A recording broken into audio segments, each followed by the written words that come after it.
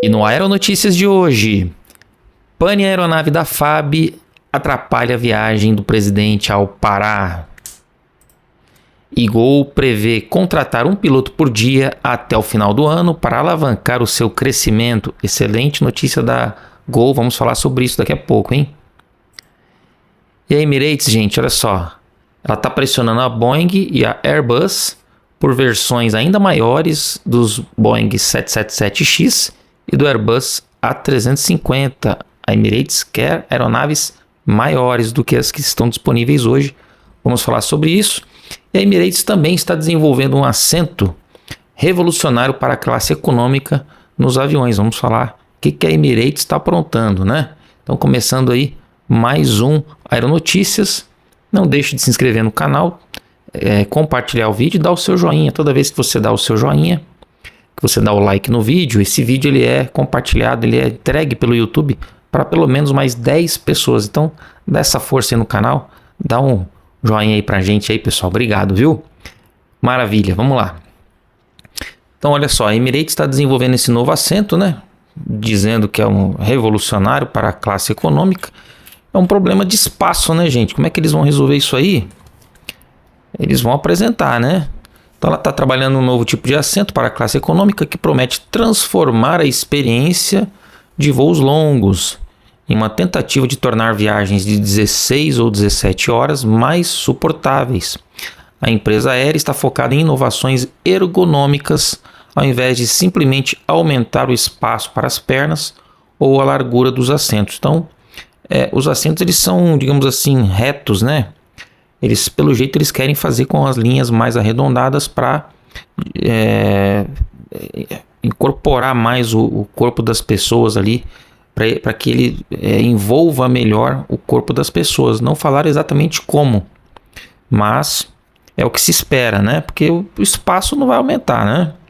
Então, o presidente da empresa, da Emirates, descreveu o projeto como revolucionário. A proposta não envolve apenas o aumento da largura dos assentos ou do espaço entre eles, o que seria tecnicamente simples, mas economicamente é inviável, né? Porque você precisa vender mais passagens, precisa de um número de passageiros na aeronave pagantes para que aquilo ali seja rentável. Em vez disso, a equipe da Emirates está concentrando em refinar a ergonomia e o formato dos assentos, permitindo que eles se ajustem melhor ao corpo dos passageiros, aliviando a pressão nos pés e nas pernas, que realmente em voos muito longos como esses aí é um problema, né, gente? E consequentemente proporcionando maior conforto durante o voo, e isso aí vai ajudar bastante, né? Porque aqui o formato tradicional e os aviões hoje, pessoal, o que acontece? Os assentos, a espuma, ela vai ficando fadigada. Chega uma hora que a espuma, ela deixa de ser espuma e passa a ser só uma camadinha ali como se fosse um tecido mesmo, né? Ela fica muito espremida, muito esmagada e ela deixa de ter aquela maciez, né? Você senta no assento do avião, é como se você estivesse sentando ali num tapetinho, né? Não tem mais aquela camada de espuma, né?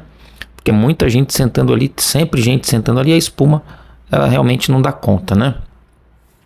Então, isso aí gera um problema nas classes econômicas, onde os comissários, por força de regulamentação, precisam ter uma visão de todos os passageiros. Então, o comissário ali de pé ele consegue ver todos os passageiros.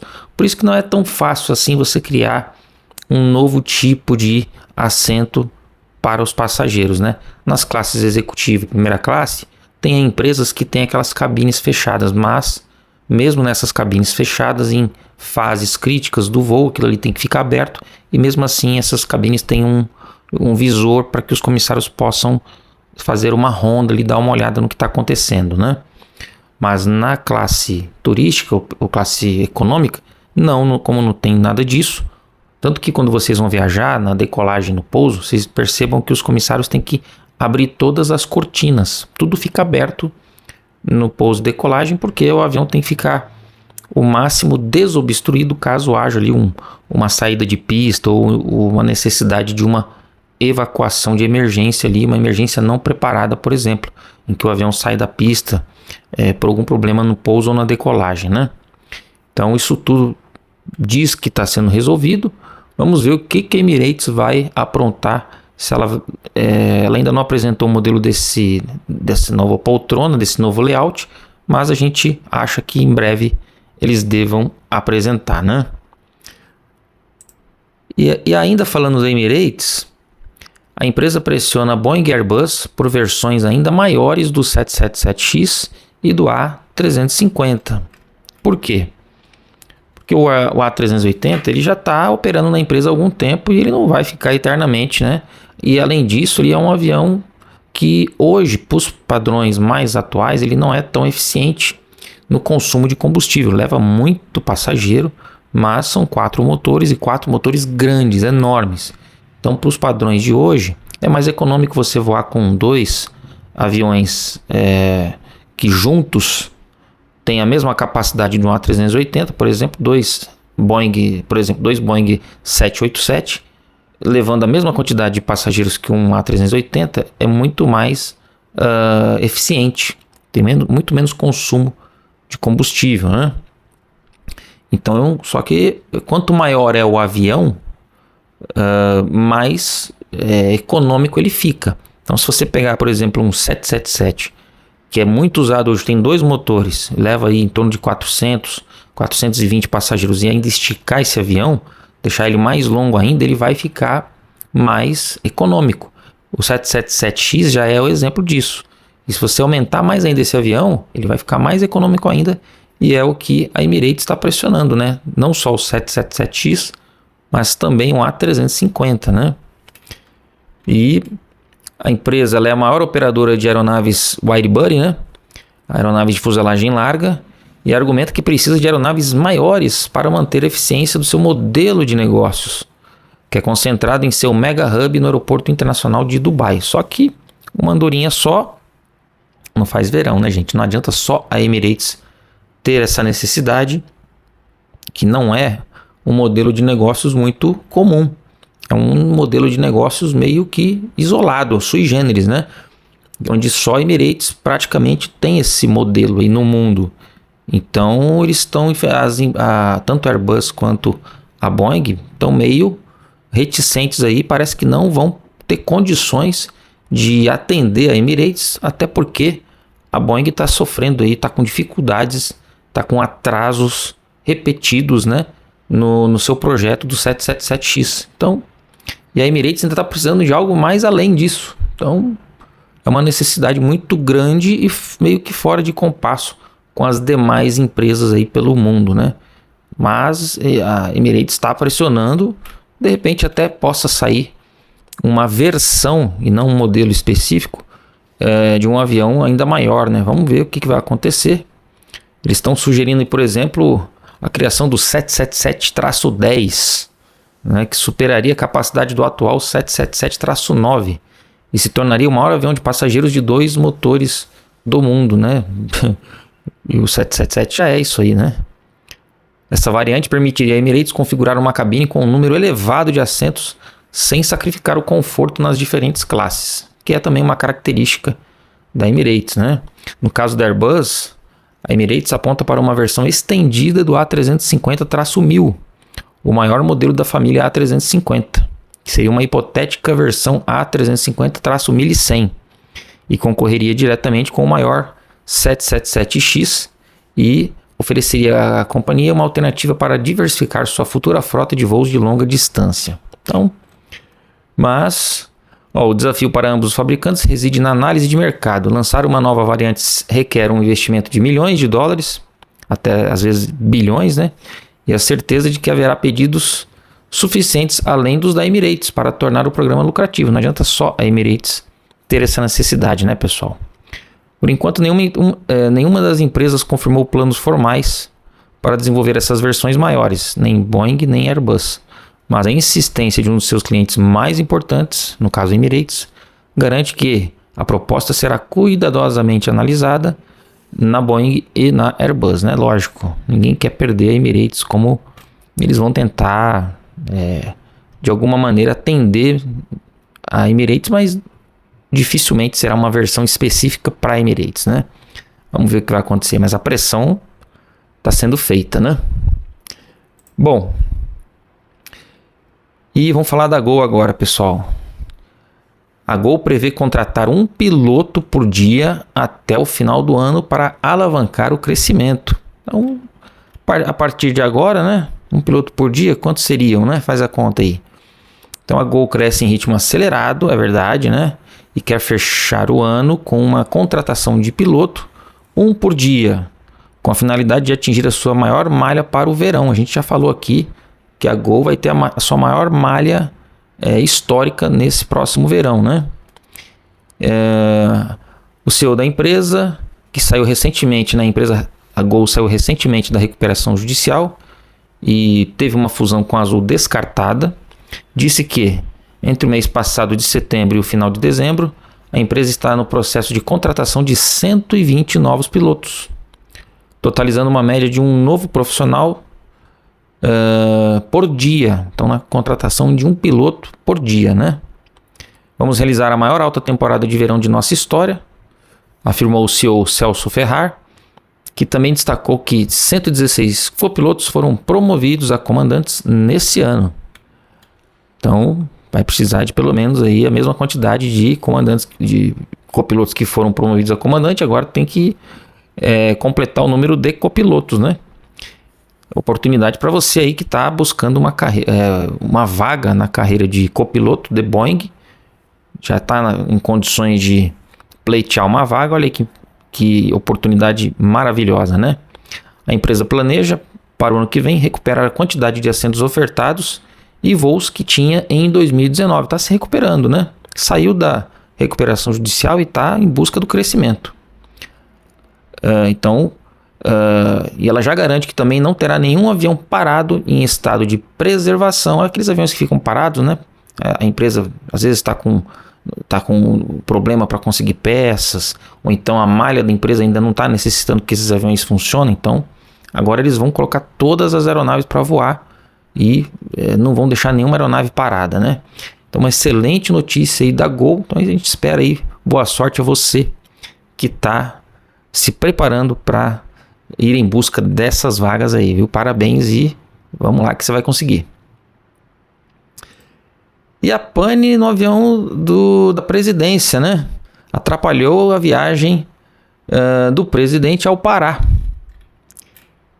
Então, gente, todo mundo falando disso aí, né? Nossa, o avião deu problema, correu risco e não nada a ver, gente. Nossa, quantas dezenas ou até centenas de vezes aí eu já tive que parar a aeronave por problemas. Isso acontece, é uma máquina, né? Não tem nada de mais nisso daí. É chato, é frustrante, enfim. Mas acontece e a aviação é assim mesmo. Avião não é pastel, né? Deu problema, para e vamos resolver para que a segurança aconteça. Você tem que ter segurança para decolar. Você não vai decolar porque tem um passageiro importante. Isso aí a gente não tem que tomar conhecimento, né? Vai esperar como qualquer outro. Agora, se tiver um avião reserva, como é a praxe, no caso de aeronaves da presidência, normalmente, ou quase sempre, isso é uma regra, tem um avião reserva. Então não tem só um avião. Sempre tem duas opções ali, às vezes tem até mais, né? Então, durante uma visita oficial ao estado do Pará, o presidente do Brasil enfrentou um imprevisto técnico que exigiu ajustes na logística de transporte de sua comitiva. Exatamente o nome, exigiu ajustes, né? Não foi nada, não teve um incidente, não é incidente isso daí, é só uma situação que foi resolvida, né? Então a situação ocorreu enquanto o presidente se preparava para se deslocar até a Ilha do Marajó. Então na aeronave militar C-105 Amazonas, que eu inclusive já trabalhei nela, né? Da Força Aérea Brasileira, apresentou esse avião, a manutenção dele era feita onde eu trabalhava. Então eu trabalhei, inclusive, em investigação de incidentes e até acidentes com essa aeronave aí, na época que eu estava na ativa, né? Ele apresentou uma falha antes da decolagem no aeroporto de Belém, forçando o grupo a desembarcar e prosseguir a viagem em um avião reserva. Simples assim, sem nenhum problema, nenhum trauma, né? Nenhum milindre. Deu problema, volta, desembarca, entra no reserva. Não foi detalhada a natureza da falha. E também não ia adiantar nada, né? Só para a mídia fazer sensacionalismo, que é o que está acontecendo, né? Nossa, o que eu ouvi de bobagem hoje aí na mídia, gente. Embora o C-105, que é um avião militar, é um cargueiro militar de porte médio, né? Em torno de 70 soldados esse avião leva, né? É um avião que leva aí, acho que até 9 pallets. Agora eu não lembro, 6 pallets, se eu não me engano. Acho que são 6 pallets, né? De carga ele leva até 9 toneladas, né? Apesar de na Força Aérea acho que foi limitado em 7 toneladas e meia, enfim. Mas o máximo dele no manual, 9 toneladas. Então, embora o C-105 não faça parte da frota presidencial habitual, porque ele é um avião de transporte militar, né, obviamente, ele foi escolhido para essa etapa da viagem devido à sua capacidade de operar em pistas curtas e não pavimentadas, características comuns na região amazônica, é verdade. Apesar do contratempo, a programação presidencial foi mantida e o presidente participou dos eventos relacionados à preparação da COP30, agendada para novembro, com compromissos que se seguiram em Belém e posteriormente em São Paulo. Nada foi adiado, foi cumprido normalmente aí, né? O que estão falando muito é em função da falta de dinheiro das Forças Armadas e etc. Então já estão tentando aproveitar essa situação que é real, todo mundo sabe, até o ministro da Defesa comentou essa semana, né? Isso aí é uma realidade, que as Forças Armadas estão totalmente sem dinheiro, né? Estão trabalhando ali no mínimo, na banguela, digamos assim, no ponto morto, para não parar, né? Estão indo na inércia ali. Mas uma coisa, outra coisa, né, gente? Aí a gente aqui que é da aviação sabe que uma situação como essa aí pode acontecer mesmo se as Forças Armadas estivessem numa situação financeira muito melhor. Problema no avião pode acontecer, inclusive com o avião novinho de fábrica pode acontecer, e as medidas já são planejadas com antecedência para caso, toda vez que o presidente vai viajar, isso não é só no Brasil não, sempre tem o plano B, sempre tem a outra opção. Então às vezes ele vai nessa aeronave, tem uma outra reserva ali do lado já pronta, se der problema nessa ele já entra na outra, sem, digamos assim, muitos atrasos.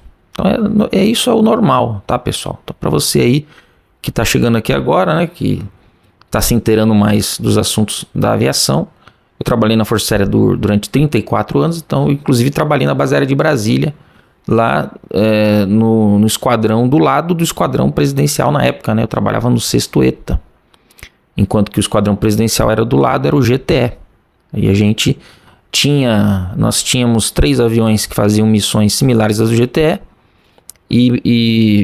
e mais 5 outras aeronaves que faziam também missões de transporte de autoridades, né? Fora os outros 12 aviões que eram mais militares, digamos assim. Então nós tínhamos muitos aviões na época lá para fazer essas missões. E o GTE não, o GTE só fazia, e até hoje só faz isso, né? Grupo de Transporte Especial, que atende a presidência, ele só faz transporte de autoridades. O ETA 6, né? O 6º ETA, 6º Esquadrão de Transporte Aéreo, baseado na base aérea de Brasília, ele faz missões de transporte de autoridades e também faz missões de transporte aéreo militar, né? Propriamente dito, né? Então, só para vocês saberem que isso aí é corriqueiro, tá bom?